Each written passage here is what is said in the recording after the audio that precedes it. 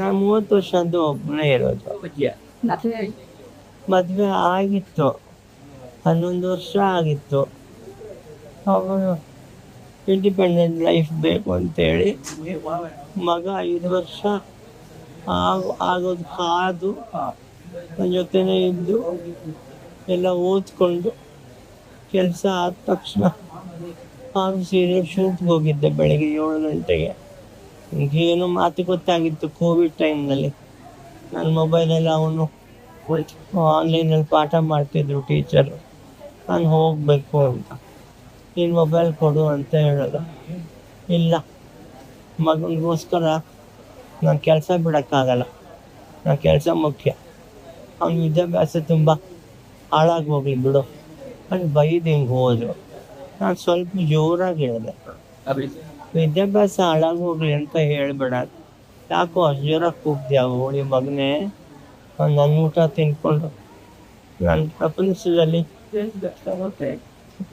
ನನ್ನ ಲೈಫ್ನಲ್ಲಿ ಆ ಥರದ್ದು ಹೆಂಗ್ಸ್ ನಾನು ನೋಡಿಲ್ಲಮ್ಮ. 11 ವರ್ಷ ಊಟನೇ ಆಗ್ತಿಲ್ಲ ನನಗೆ.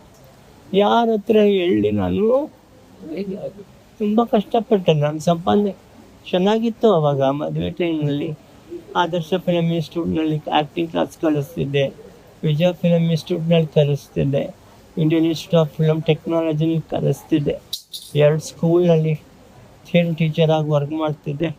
5 ನಿಮಿಷ ವೇಸ್ಟ್ ಮಾಡ್ತಿರ್ಲಿಲ್ಲ. ನನ್ನ ದುಡ್ಡಲ್ಲಿ ಜಾಗ ಎಲ್ಲ ತಗೊಂಡು ನನ್ನ ಹೆಸ್ರಿಗೆ ಮಾಡಿಸ್ತೀನಿ ಅಂತೇಳಿ ಅವ್ರ ಅಪ್ಪನ ಹೆಸ್ರಿಗೆ ಮಾಡಿಸಿ ಪಕ್ಕಾ ಪ್ಲ್ಯಾನ್ ಮಾಡಿಕೊಂಡು ಶೂಟಿಂಗ್ ಹೋಗಿದ್ದೆ. ಮಗನ ಕರ್ಕೊಂಡು ಗ್ಯಾಸ್ ಸ್ಟವ್ ಬಿಡಲಿಲ್ಲ, ಎಲ್ಲ ಎತ್ಕೊಂಡು ಹೋಗ್ಬಿಟ್ಟಿದ್ದೆ. ನಾನು ಗೊತ್ತಿತ್ತು ನನಗೆ ಹೋಗ್ತಾರೆ ಅಂತ, ಮೊದಲಿಂದ ಹೇಳ್ತಿದ್ರು. ನಾನಿನ್ನು ಅಷ್ಟು ತಲೆಗೆ ಹಾಕ್ಕೊಳ್ಳಿಲ್ಲ ಅದನ್ನು. ಎಂತ ಒಬ್ಬ ಇರೋನು ಹಿಂದೆ ಮುಂದೆ ಇಲ್ದಿರೋರು ಒಬ್ಬ ಗಂಡಸ ಜೊತೆ ಎಷ್ಟೆಲ್ಲ ಆಟ ಆಡ್ತಾರಲ್ಲ ಇವರು ಅಂತ ತುಂಬ ಇಷ್ಟಪಟ್ಟು ಮದುವೆ ಆದ ನಾನು ಅವ್ರನ್ನ. ಆಮೇಲೆ ಯಾರಿಗೂ ಸ್ವಲ್ಪ ದುಡ್ಡು ಕೊಟ್ಟಿದ್ದೆ ಕೋವಿಡ್ ಟೈಮಲ್ಲಿ, ಅವ್ರು ಎತ್ಕೊಂಡು ಓಡೋದ್ರು. ತುಂಬ ಪ್ರಾಬ್ಲಮ್ ಆಗೋಯ್ತು ಆ ಟೈಮಲ್ಲಿ. ಸೀರಿಯಲ್ ಎಲ್ಲ ನಿಂತೋಯ್ತು. ಯಜಮಾನಿ ಅಂತ ಒಂದು ನಡೀತಿತ್ತು, ಮಂಗಳಗೌರಿ ಒಂದು ನಡೀತಿತ್ತು. ಅದು ಹೈದ್ರಾಬಾದಲ್ಲಿ ಶೂಟಿಗೆ ಕರ್ಕೊಂಡು ಹೋಗಿದ್ರು, ಕೋವಿಡ್ ಇದೆ ರಾಮ್ಜಿ ಫಿಲಮ್ ಸಿಟಿನ. ಅದು ಏನಾಯಿತು, ಮೆಂಟಲಿ ಈ ಥರದ್ದೆಲ್ಲ 22 ವರ್ಷ ಇದ್ದಾಗ ನಾನು ಆರ್ಟಿಸ್ಟ್ ಆಗ್ತೀನಿ ಅಂತ ಬಂದಾಗ ನಮ್ಮಮ್ಮ ಸಂಪಾದನೆ ಇರಲ್ಲ ಅಂಥೇಳಿ ನನ್ನ ತಮ್ಮಂದರು 2 ಇದ್ದಾರೆ, ಅವರು ಮನೆಯಿಂದ ಹೊರಗಡೆ ಹಾಕಿಬಿಟ್ಟಿದ್ರು. ಇವತ್ತು ಬಂದಿದ್ದಾರೆ 30 ವರ್ಷ ಆದಮೇಲೆ ನಾನು ನೋಡೋಕೆ. ಮನೆಯವರಲ್ಲ, ಅಮ್ಮ ತಮ್ಮ ಬಂದು ನೋಡ್ಕೊತಿದ್ದಾರೆ. ನನಗೆ ಯಾರ ಹತ್ರ ಹೇಳ್ಕೊಳಕ್ಕಾಗಲ್ಲ ಇದೆಲ್ಲ. ಇಲ್ಲಿ ಯಾರು ಸರಿ ಯಾರು ತಪ್ಪು ಅಥವಾ ಕ್ಲಾರಿಫಿಕೇಷನ್ಗೋಸ್ಕರ ನಾನೇನು ಆಡಿಯೋ ಕಳಿಸ್ತಾ ಇಲ್ಲ. ತುಂಬ ಮೌನವಾಗಿದ್ದು ಇವತ್ತು ಯಾಕೋ ಅನ್ನಿಸ್ತಾ ಇದೆ ಮಾತಾಡಬೇಕು ಅಂತ. ಮೋಸ್ಟ್ಲಿ ಇದಾದಮೇಲೆ ಮತ್ತೆ ಈ ವಿಚಾರವಾಗಿ ಮಾತಾಡಲಿಕ್ಕೆ ನಾನು ಇಷ್ಟಪಡೋದಿಲ್ಲ. ತುಂಬ ಬಡತನದಲ್ಲಿ ಬೆಳೆದು ಬಂದಿದ್ದೀನಿ ನಾನು. ನೀವೆಲ್ಲ ನೋಡಿದ್ದೀರಿ ನಾನು ಆದರ್ಶಕ್ಕೆ ಬಂದಾಗ. ಏನೋ ಸಾಧನೆ ಮಾಡಬೇಕಂತಿತ್ತು ಲೈಫಲ್ಲಿ ಅಷ್ಟೇ. ಆದರೆ ಅದಕ್ಕೆ ಕಷ್ಟದಲ್ಲಿದ್ದವ್ರ ಕಷ್ಟನೂ ನನಗೆ ಅರ್ಥ ಆಗಿದೆ, ಅರ್ಥ ಮಾಡ್ಕೊಳ್ಳೋಕ್ಕೆ ಪ್ರಯತ್ನ ಪಟ್ಟಿದ್ದೀನಿ. ಆದರ್ಶದಲ್ಲಿ ಓದುವಾಗ ಯಾವ ಅಟ್ರಾಕ್ಷನ್ನು ಯಾವುದಕ್ಕೂ ಯಾರ ಜೊತೆಲೂ ನನಗಿರಲಿಲ್ಲ. ನಾನು ಕೇವಲ ಅಲ್ಲಿ ಸಿಂಗರ್ ಆಗಬೇಕಂತ ಬಂದಿದ್ದು, ಅಷ್ಟಕ್ಕೆ ಮಾತ್ರ ಇದ್ದಿದ್ದು. ಎಲ್ಲರ ಜೊತೆಗೆ ನಾನು ಚೆನ್ನಾಗಿ ಮಾತಾಡ್ಕೊಂಡಿದ್ದೆ ಬಿಟ್ಟರೆ ನನಗೆ ಯಾವ ರೀತಿ ಅಟ್ರಾಕ್ಷನ್ ಯಾರ ಮೇಲಾಗಲಿ ಅಥವಾ ಯಾರಿಗೆ ನನ್ನ ಮೇಲಾದರೂ ಇದ್ರೂ ಅದನ್ನು ನಾನು ರಿಸೀವ್ ಮಾಡ್ಕೊಂಡಿಲ್ಲ ಎಂದು. ಧಾರವಾಡದಲ್ಲಿ ನಾನು ಓದ್ಲಿಕ್ಕೆ ಹೋದ್ಮೇಲೆ ಶ್ರೀಧರ್ ನನಗೆ ಕಾಂಟ್ಯಾಕ್ಟ್ ಮಾಡಿ ಮಾತಾಡಿ, ಅದು ಫೋನಲ್ಲಿ ಮಾತಾಡಿ, ಹರಿ ಅದಕ್ಕೆ ಸ್ವಲ್ಪ ಹೆಲ್ಪ್ ಮಾಡ್ದ. ನಡುವೆ ಮಾತಾಡಲೇನೆ ನಾನಲ್ಲಿ ಶ್ರೀಧರ್ ಇಲ್ಲಿ ಈ ಥರ ಮಾತಾಡಿ ಪ್ರೀತಿ ಹುಟ್ಟಿ, ಆಮೇಲೆ ಅವನು ಒಂದು ದಿವಸ ಬಂದು ನನ್ನ ಅಲ್ಲೇ ನೋಡಿ ಪ್ರಪೋಸ್ ಮಾಡಿ ನನ್ನ ತಂದೆ ತಾಯಿ ಹತ್ರ ಮಾತಾಡಿ ನಮ್ಮ ಮನೇಲಿ ಯಾರೂ ಒಪ್ಪದೆ, ಜಾತಕನೂ ನಮ್ಮದು ಕೂಡ ಬರದೆ, ಫೈನಲಿ ನಾನು ಇಷ್ಟಪಟ್ಟಿದ್ದೆ ಅವನನ್ನು. ನಾನು ಅವನನ್ನು ನಿಜವಾಗ್ಲೂ ಪ್ರೀತಿ ಮಾಡಿದ್ದೆ. ಹಾಗಾಗಿ ಮದುವೆ ಆಯಿತು. ನಮ್ಮ ಹಿರಿಯರೆಲ್ಲ ಸೇರಿ ಮದುವೆ ಮಾಡಿದರು. ಉಮಾನು ಇದ್ಲು ಅಲ್ಲಿ, ನರಸಿಂಹ ಇದ್ದ, ಆಮೇಲೆ ಇವರು ಯಾರು ಬಾಲಾಜಿ ಇದ್ದರು, ಅವರ ಅಮ್ಮ ಎಲ್ಲ ಇದ್ದರು. ನನ್ನ ಆದರ್ಶ ಫಿಲ್ಮ್ ಇನ್ಸ್ಟಿಟ್ಯೂಟ್ ಒಂದಷ್ಟು ಸ್ಟಾಫ್ಗಳಿದ್ರು. ಅದಾದ ಮೇಲೆ ಒಂದು ಮಂತಿಂದನೇ ಶ್ರೀಧರ ಒಂದು ನೇಚರ್ ಏನಿದೆ ಅದರಲ್ಲಿ ಬದಲಾವಣೆ, ಆ ಒಂದು ರೀತಿ ನೀತಿ ಎಲ್ಲ ಅಂದರೆ ಚೇಂಜಸ್ಸು ನಾನು 1 ತಿಂಗಳದಲ್ಲೇ ಕಂಡ್ಕೊಳ್ಳಿಕ್ಕೆ ಪ್ರಾರಂಭ ಮಾಡಿದೆ. ಗೊತ್ತಾಗ್ತಾ ಇತ್ತು ಅದು, ಅವನು ಈ ಥರ ಇಲ್ಲ, ಇನ್ನೇನೋ ಒಂಥರ ಬೇರೆ ಥರ ಇದ್ದಾನೆ ಅಂದರೆ ಪ್ರತಿಯೊಂದಕ್ಕೂ ಇದೇ ಥರ ಇರಬೇಕು, ರಿಸ್ಟ್ರಿಕ್ಷನ್ಸ್ಗಳು ತುಂಬ ಇದ್ದವು. ತುಂಬ ಅಂದರೆ ಅದು ಕಾಮನ್ ಅಲ್ಲ, ಇದು ಕಾಮನ್ ಆಗಿ ನಾನು ದೊಡ್ಡ ಕುಟುಂಬದಲ್ಲಿ ಹುಟ್ಟು ಬೆಳೆದವಳು. ಮಾವ, ಚಿಕ್ಕಪ್ಪ, ಚಿಕ್ಕಮ್ಮ ಎಲ್ಲರೂ ಒಟ್ಟಿಗೆ ಇರೋರು. ನಂಗೆ ಗೊತ್ತಿದೆ ಒಂದು ಸಣ್ಣ ಪುಟ್ಟ ವಿಚಾರ ಹೆಂಗೆ ಬರುತ್ತೆ ಅಂತ. ಬಟ್ ಇದು ನಾರ್ಮಲ್ ಇರಲಿಲ್ಲ, ಎಲ್ಲ ಅಬ್ನಾರ್ಮಲ್ ಇತ್ತು, ಎಲ್ಲ ಅಬ್ನಾರ್ಮಲ್ಲು. 11 ವರ್ಷದ ಕತೆ ನಾನು ಇಲ್ಲಿ ಹೇಳೋಕ್ಕಾಗಲ್ಲ. ಆದರೆ ಇವತ್ತೇನು ಯೂಟ್ಯೂಬ್ಗಳಲ್ಲಿ ಅವನು ಸ್ಟೇಟ್ಮೆಂಟ್ ಕೊಟ್ಟು ಇದು ಮಾಡ್ತಾ ಇದ್ದಾನೋ, ಖಂಡಿತ ಅದು ದೇವರ ಆಣೆಗೂ, ನನ್ನ ತಂದೆ ತಾಯಿ ಆಣೆಗೂ, ನನ್ನ ಮಗನ ಆಣೆಗೂ ಸುಳ್ಳು.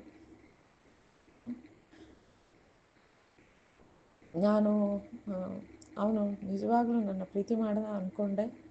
ನಾನು ಇನ್ನೊಮ್ಮೆ ಮದುವೆ ಆಗಬೇಕು ಅಂತಿದ್ದೀನಿ ಅಂದಾಗ ನನ್ನ ಹತ್ರನೂ ಏನು ಆಸ್ತಿ ಪಾಸ್ತಿ ಏನೂ ಇರಲಿಲ್ಲ. ಓದ್ಕೊಂಡಿದ್ದೆ, ಆಸ್ತಿ ಪಾಸ್ತಿ ಏನೂ ಇರಲಿಲ್ಲ. ಮದುವೆ ಮಾಡಿಕೊಂಡೆ, ಚೆನ್ನಾಗಿ ನಾವು ಜೀವನ ಕಟ್ಕೋತೀವಿ ಅನ್ನೋ ಒಂದು ಆಸೆಯಿಂದ ಅಂದ್ಕೊಂಡು ಅವನಾಗೇ ಬಂದು ಅವನಾಗೇ ಇದೆಲ್ಲ ಇಟ್ಟಕ್ಕೆ. ಆಮೇಲೆ ಕೊನೆಗೆ ಅವನು ನನಗೆ ಹೇಳ್ದ ಒಂದಿನ, ನಿನ್ನ ಮೇಲೆ ನನಗೆ ಯಾವುದೇ ಪ್ರೀತಿ ಇಲ್ಲ, ಮದುವೆ ಮಾಡ್ಕೋಬೇಕಿತ್ತು, ಬಂದೆ, ನಿನ್ನ ಕೇಳಿದೆ, ನೀನೇನು ಕಕ್ಕ ತಿಂತಾ ಇದೆಯಾ, ನೀನು ಮಾಡ್ಕೊಂಡೆ ಅಲ್ವಾ ಅಂಥೇಳಿ.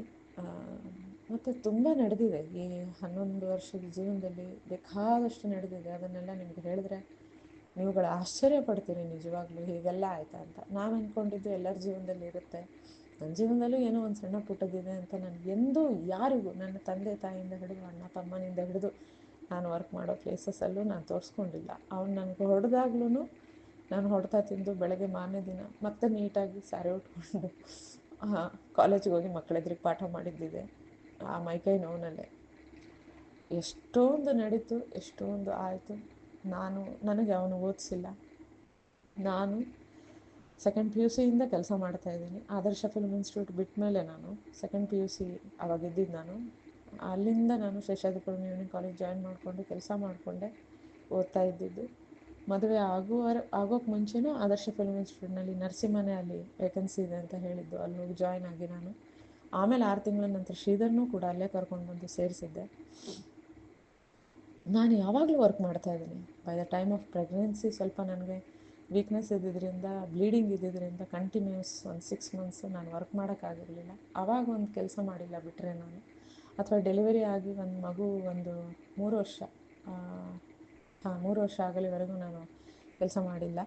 ಅದಾದಮೇಲೆ ಕಂಟಿನ್ಯೂಸ್ ನಾನು ಲೈಫಲ್ಲಿ ಕೆಲಸ ಮಾಡಿದ್ದೀನಿ, ಇವತ್ತಿನವರೆಗೂ ಮಾಡ್ಕೋತಾನೆ ಬರ್ತಾಯಿದ್ದೀನಿ. ಸೊ ನನಗೆ ಯಾರೂ ಓದಿಸಿಲ್ಲ, ನಾನು ಓದಬೇಕು ಅನ್ನೋ ಹಂಬಲ ಇತ್ತು. ಇನ್ಫ್ಯಾಕ್ಟ್ ಶ್ರೀಧರಂಗೆ ನಾನು ಡಿಗ್ರಿನೂ ಕಟ್ಟಿಸಿದೆ. ನಾನು ಓದುವಾಗ ಅವನು 1 ವರ್ಷ ಬರೆದ, 2ನೇ ವರ್ಷ ನಂಗೆ ಬರೆಯೋಕ್ಕೆ ಇಷ್ಟ ಇಲ್ಲ, ನಂಗೆ ಓದೋಕ್ಕಾಗಲ್ಲ ಅಂತ ಬಿಟ್ಟ.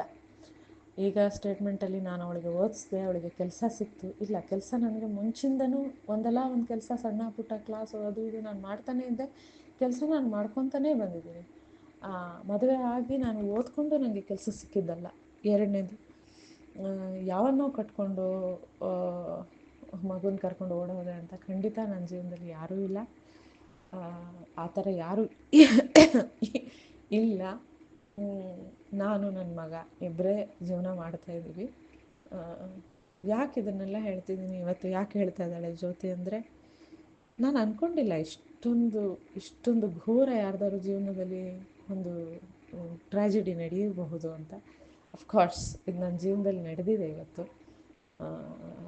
ನಾನು ಇದನ್ನು ಅನುಭವಿಸ್ತಾ ಇದ್ದೀನಿ ಪ್ರತಿ ಕ್ಷಣ. ನನಗೊಂದೇ ರಿಕ್ವೆಸ್ಟ್ ಎಲ್ಲರ ಹತ್ರ, ನೀವು ಯಾರು ನನ್ನ ಥರ ಹುಚ್ಚರಲ್ಲ ಅಥವಾ ಇಮ್ಯಾಚೂರ್ಡ್ ಅಲ್ಲ, ಎಲ್ಲರೂ ಚೆನ್ನಾಗಿ ಡಿಸಿಷನ್ ತೊಗೊಂಡಿರ್ತೀರ ಲೈಫಲ್ಲಿ, ಅಥವಾ ಮುಂದೆ ಮಕ್ಕಳ ಬಗ್ಗೆನೂ. ಈ ವಿಚಾರದ ಬಗ್ಗೆ ಜ್ಯೋತಿ ಯಾಕೆ ಮಾತಾಡ್ತಾ ಇಲ್ಲ ಅಂತ ಅನಿಸ್ಬೋದು, ಅದಕ್ಕೋಸ್ಕರ ಮಾತಾಡ್ತಾ ಇದ್ದೀನಿ. ನಾನು ಅವನ ಕ್ಯಾರೆಕ್ಟರ್ ಮೇಲೂ ಯಾವತ್ತೂ ಸಂಶಯ ಪಟ್ಟಿಲ್ಲ. ನಮ್ಮ ತಾಯಿ ಹೇಳೋರು 1-2 ಸರ್ತಿ, ಯಾವ ಗಂಡಸು ಹೀಗೆ ಮನೇಲಿ ಕಿತ್ತಾಡಲ್ಲ, ಜಗಳಾಡಲ್ಲ. ಯಾಕಂದರೆ ಯಾವಾಗಾದರೂ ಅವ್ರು ಬಂದಾಗ ನೋಡೋರು ನಮ್ಮಿಬ್ಬರೂ. ಆ ಒಂದು ಗಂಡ ಹೆಂಡತಿಯ ಒಂದು ಇದೇ ಇರಲಿಲ್ಲ ನಮ್ಮಲ್ಲಿ. ಸೊ ಅವಾಗ ಅವ್ರು ಹೇಳೋರು ನನಗೆ, ನಾನು ಅವಾಗ ಸುಮ್ಮನಿರಮ್ಮ ನಮ್ಮಿಬ್ಬರ ನಡುವೆ ಹಚ್ಚಾಕ್ಬೇಡ ಅಂತಲೂ ಹೇಳಿದ್ದೆ. ನಾನು ಇವತ್ತಿನವರೆಗೂ ನಂಬಿದ್ದೆ ಅವನ ಕ್ಯಾರೆಕ್ಟರ್ ವಿಚಾರಕ್ಕೆ, ಬಟ್ ಇಲ್ಲ, ಅವನಿಗೆ ಬೇರೆ ಯಾವುದು ಬ್ಯಾಡ್ ಹ್ಯಾಬಿಟ್ಸ್ ಇಲ್ಲ. ಆದರೆ ಈ ಹ್ಯಾಬಿಟ್ ಅದು ಯಾವಾಗಿಂದ ತಂದ್ಕೊಂಡೋ ಗೊತ್ತಿಲ್ಲ ನನಗೆ. ನಮ್ಮ ನಡುವೆ ತುಂಬ ವರ್ಷಗಳಿಂದ ಯಾವುದೇ ಸಂಬಂಧ ಇರಲಿಲ್ಲ ಅಂತ ಇಲ್ಲಿ ನಾನು ಹೇಳಬೇಕಾಗುತ್ತೆ ಈ ವಿಚಾರ. ಅವನಿಗೆ HIV ಇಂಡ್ಯೂಸ್ಡ್ ಲಿಂಫೋಮಾ ಅಂತ ಬಂದಿದೆ, ಮತ್ತು ಕಪೋಸು ಸರ್ಕೋಮಾ ಅನ್ನೋ ಕ್ಯಾನ್ಸರ್ ಅಟ್ಯಾಕ್ ಆಗಿದೆ. HIV induced lymphoma it's because of multiple partners ಜೊತೆಲಿ ಸೆಕ್ಷುವಲ್ ರಿಲೇಷನ್ಶಿಪ್ ಇಟ್ಕೊಂಡಾಗ ಬರುವಂಥದ್ದು. ನಾನು ತುಂಬ ಡಾಕ್ಟರ್ಸ್ ಹತ್ರ ತೋರಿಸಿದೆ. ನನಗೆ ಈ ರಿಪೋರ್ಟು 1-2 ತಿಂಗಳ ಹಿಂದೆಯೇ ಸಿಕ್ಕಿದೆ. ಅಂದರೆ ಯಾವಾಗಿದು ಬಂತು ಆವಾಗಲೇ ಸಿಕ್ಕಿದೆ ನನಗೆ ರಿಪೋರ್ಟು. ಬಟ್ ನನಗೆ ಗೊತ್ತಿದ್ರು ಡಾಕ್ಟರ್ಸ್ ಎಲ್ಲ ತೋರಿಸಿ ಅದಕ್ಕೇನಾದ್ರು ಕ್ಯೂರೇಬಲ್ ಆಗೋ ಥರ ಏನಾದರೂ ಇದೆಯಾ ಅಂತೆಲ್ಲ ವಿಚಾರಿಸಿದೆ ಕೂಡ.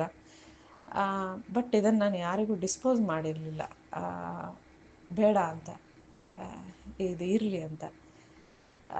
ಅವನ ನೇಚರು, ಅವನ ಸ್ವಭಾವ, ಅವನ ಒಂದು ಅಹಂಕಾರ ಅನ್ಬೋದು ಅವನಿಗೆ ತುಂಬ ಇತ್ತು. ನಾನು ಆರ್ಟಿಸ್ಟು, ನಾನು ತುಂಬ ಸ್ಮಾರ್ಟ್ ಅನ್ನೋದು.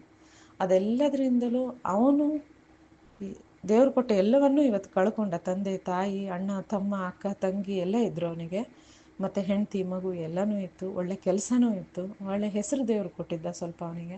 ಎಲ್ಲವೂ ಕೊಟ್ಟಾದಾಗಲೂ ಅವನು ಕಳ್ಕೊಳ್ಳಿಕ್ಕೆ ಅವನೇ ಕಾರಣ ಹೊರತು ನಾನಾಗಲಿ ನನ್ನ ಮಗ ಆಗಲಿ ಕಾರಣ ಅಲ್ಲ. ಇವತ್ತು ಅವನಿಗೆ ಬಂದಿರೋ ಕಾಯಿಲೆ, ಅವನು ಇವತ್ತು ಪಡ್ತಾ ಇರೋ ತೊಂದರೆಗೆ ಅವನೇ ಕಾರಣನೇ ಹೊರತು ಆ ಕಾಯಿಲೆ ನನ್ನಿಂದಾಗಲಿ ನನ್ನ ಮಗನಿಂದಾಗಲಿ ಅವನಿಗೆ ಬಂದಂಥದ್ದಲ್ಲ. ಯಾವುದೋ ಒಂದು ವಿಡಿಯೋದಲ್ಲಿ 5 ವರ್ಷದ ಮಗ ಅವನು ಮೋಸ ಮಾಡಿ ಹೋದ ಅಂತ ಹೇಳಿದಾನಂತೆ. 5 ವರ್ಷದ ಮಗು ಏನು ತಾನೇ ಮೋಸ ಮಾಡಲಿಕ್ಕೆ ಸಾಧ್ಯ? ಅವನು ಒಂದು ಸೈಕಲ್ ಕೊಡಿಸಿದ್ನೆ, ತೊಗೊಂಡು ಬಂದಿದ್ದ. ಅದನ್ನು ಕೂಡ 3 ದಿನ ಬಿಟ್ಟು ನನಗೆ ಒಂದು ಫೋನ್ ಮಾಡಿದ್ದ, ಶ್ರೀಧರ್ ಸೈಕಲೆಲ್ಲ ತೊಗೊಂಡು ಹೋಗ್ಬಿಟ್ಟಿದ್ದೀರಾ ಅಂತ. ಮಗು ಸೈಕಲ್ ಅದು, ಮಗು ತಂದು ಆಟಿಕೆ ಸಾಮಾನು ಅಂತ ತೊಗೊಂಡು ಬಂದುಬಿಡುತ್ತೆ. ನಾನು ಒಂದು ಉದಾಹರಣೆಗೆ ಹೇಳಿದ್ದು. ಈ ಥರದ್ದು ಕೋಟಿಗಟ್ಟಲೆ ಮಾತು ಇದೆ ಈ 11 ವರ್ಷದಲ್ಲಿ. ನಾನು ನಿಮ್ಗಳಿಗೆ ಹೇಳಿದ್ರೆ ನೀವು ಖಂಡಿತ ಅದನ್ನು 10 ನಿಮಿಷ ಯೋಚನೆ ಮಾಡೋ ಥರ ಆಗುತ್ತೆ. ಇಲ್ಲಿ ನಾನು ಮತ್ತೆ ಅದನ್ನೇ ಹೇಳ್ತಾ ಇದ್ದೀನಿ, ಯಾರು ಸರಿ ಯಾರು ತಪ್ಪು ಅಂತ ಸಾಬೀತುಪಡಿಸ್ಲಿಕ್ಕೆ ಈ ಮಾತುಗಳನ್ನು ಆಡ್ತಾ ಇಲ್ಲ. ಜ್ಯೋತಿ ಯಾಕೆ ಮಾತಾಡ್ತಾ ಇಲ್ಲ, ಜ್ಯೋತಿ ಯಾಕೆ ಸೈಲೆಂಟ್ ಆಗಿದ್ದಾಳೆ, ಮೌನಂ ಸಮ್ಮತಿ ಲಕ್ಷಣಮ್ಮ ಅಂತ ಅನಿಸಿದ್ರೆ ಖಂಡಿತ ಅಲ್ಲ. ನನ್ನ ನೇಚರ್ ಅದಲ್ಲ. ನನ್ನ ಪರ್ಸ್ನಲ್ ವಿಚಾರವನ್ನು ನನಗೆ ಈ ಥರ ಪಬ್ಲಿಕಲ್ಲಿ ಮಾತಾಡೋಕ್ಕೆ ಫಸ್ಟ್ ಆಫ್ ಆಲ್ ಇಷ್ಟ ಇರಲಿಲ್ಲ. ಎರಡನೇದು, ನನ್ನ ಆಯ್ಕೆ ಇಷ್ಟು ಕನಿಷ್ಠವಾಗಿರುತ್ತೆ ಅಂತ ಹೇಳ್ಕೊಳ್ಳೋಕ್ಕೆ ನನಗೆ ಬೇಸರ. ಮೂರನೇದು, ಈ ನೋವು ಹೆಂಗಿದೆ ಅಂತಂದರೆ, ಹೇಳ್ತಾರೆ ನೋವು ಹೇಳ್ಕೊಂಡಷ್ಟು ಕಡಿಮೆ ಆಗುತ್ತೆ ಅಂತ. ನನಗೆ ಈ ನೋವು ಹೇಳ್ಕೊಂಡಷ್ಟು ಜಾಸ್ತಿ ಆಗ್ತಾಯಿದೆ, ವಿನಃ ಕಡಿಮೆ ಅಂತ ಖಂಡಿತ ಆಗ್ತಾಯಿಲ್ಲ. ಅಟ್ಲೀಸ್ಟ್ ಬದುಕಿರಲಿವರೆಗೂ ನಾವುಗಳು ನಾನು ಇದನ್ನು ಅನುಭವಿಸ್ಬೇಕಾಗುತ್ತೆ.